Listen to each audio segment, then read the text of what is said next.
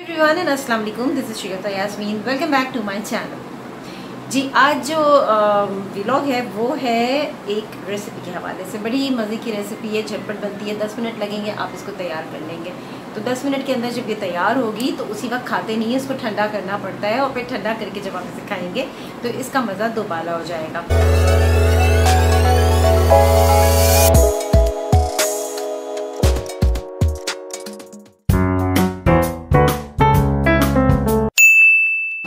Time waste नहीं करते हैं और आपको बताते हैं कि इंस्टेंट रबड़ी किस तरह से बनेगी। चलिए किचन में चलते हैं।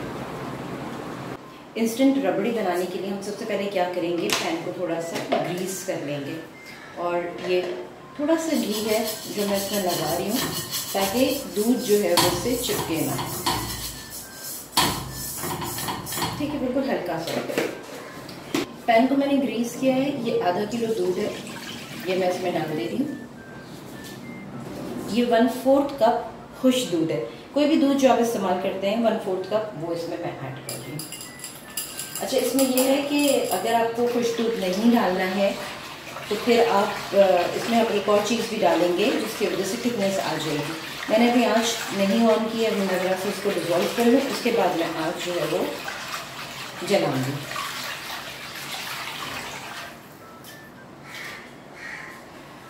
अब हम चूल्हा जला लेते हैं, ठीक है, और हाई फ्लेम पे मैं इसको बॉईल होने दूंगी। दूध में बॉईल आ गई है, साइड में बबल्स इसके नज़र आ रहे हैं। ये 3 अदद छोटी डबल रोटी है। एक डबल रोटी होती है मीडियम साइज़ की, उससे छोटी डबल रोटी है, तो मैंने 3 अदद ली है और इसको ग्राइंडर में ग्राइंड कर लिया है। अगर आप 1 किलो दूध लेते हैं तो फिर उसके हिसाब से आप अपने मेजरमेंट को डबल कर दीजिएगा।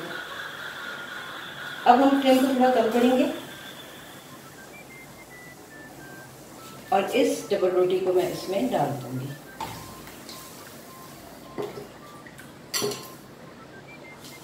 इसको हम 3 से 4 मिनट तक पकाएंगे।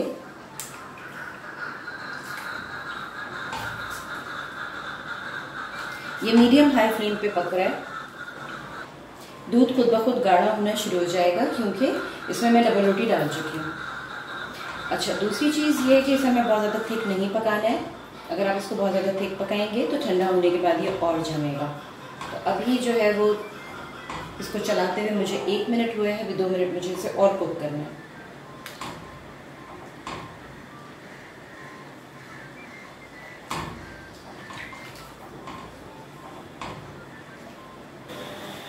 अब दूध तकरीबन गाढ़ा होना शुरू हो गया। हमें इसे बहुत ज़्यादा थिक नहीं करना है बिकॉज इसमें हमने डबल रोटी डाली है।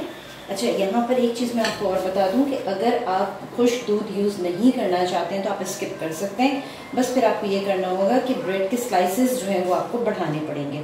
जैसे आप 1 किलो दूध में 4 स्लाइसेस डाल रहे हैं तो फिर उसमें आपने खुश दूध अगर इस्तेमाल नहीं किया है तो आपको क्या करना होगा कि 2 स्लाइसेस उसमें बढ़ानी पड़ेंगी ताकि वो जमने में आसानी करे। अच्छा जी, ये देख लीजिए, अब ये 3 से 4 मिनट हो गए इसको पकते हुए। इसकी कंसिस्टेंसी ये है। अब मैं क्या करूँगी, इसमें मुझे ये देख रहे 3 से 4 मिनट में इसकी कंसिस्टेंसी ये हो गई है। अब मैं इसमें शक्कर डाल दूँगी। ये मैंने इसमें खुश दूध का इस्तेमाल किया है तो फिर जाहिर सी बात है, आपको पता है कि खुश दूध जो है वो मीठा होता है। तो मैं इसमें शक्कर जो है वो डाल रही हूँ 1.5। ठीक है, ये 3 टेबल स्पून शक्कर है जिसमें से 1.5 मैंने इसमें डाल दी है, 1.5 मैंने बचा लिया। फिर डिपेंड करता है, अगर आपको बहुत ज़्यादा मीठा पसंद है, बहुत ज़्यादा मीठी रबड़ी पसंद है तो आप शक्कर की मकदार बढ़ा सकते हैं।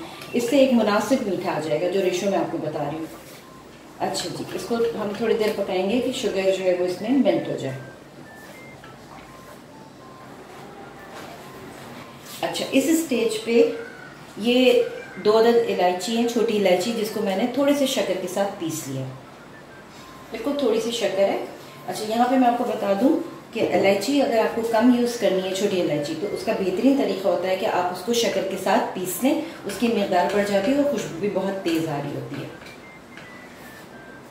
पिस्ता बादाम को मैंने कूट के डाला है ताकि बहुत मोटा मोटा मुंह पे ना आए। इसमें आप काजू भी डाल सकते हैं अगर आप डालना चाहें। इस स्टेज पे आप ये भी इसमें ऐड कर दें। इससे ज़्यादा और थिक नहीं करना है, इसको बिल्कुल धीमी आंच में मैं कर दूंगी, लेकिन अभी मैं चूल्हा बंद रखूंगी। अब इस तरफ हमें चढ़ाना है एक पैन, और इस पैन में हमें ये शक्कर डाल देनी है।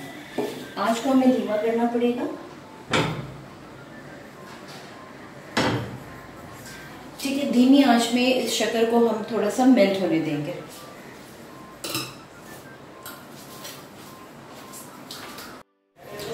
अब देख लीजिए ये शक्कर जो है इसने मेल्ट होना शुरू कर दिया है। अब इसमें मैं हल्के हल्के चमचा चलाऊंगी।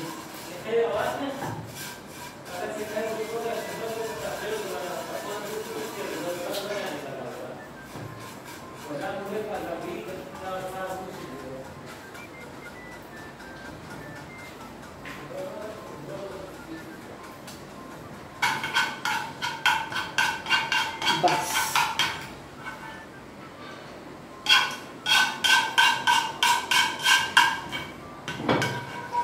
ये देखिए, ये इसका गोल्डन सा कलर आ गया। अब मैं इसको यहाँ लाऊंगी दोबारा से, और मैं इसे इसमें पोर कर दूंगी।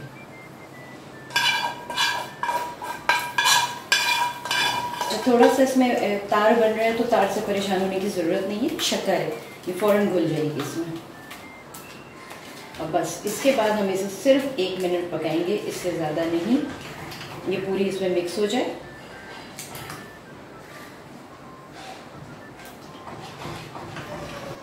और जनाब ये रबड़ी तैयार हो गई, ये इसे डिश आउट करते हैं। तो जनाब ये इंस्टेंट रबड़ी बनके तैयार हो गई है। अच्छा, अब इसे हमें क्या करना है, इसे जो है वो हम रूम टेम्परेचर पर आने देंगे, और जब ये रूम टेम्परेचर पर आ जाएगा तो इसको मैं फ्रिज में रख दूंगी, और ठंडा करके फिर इसको हम खाएंगे।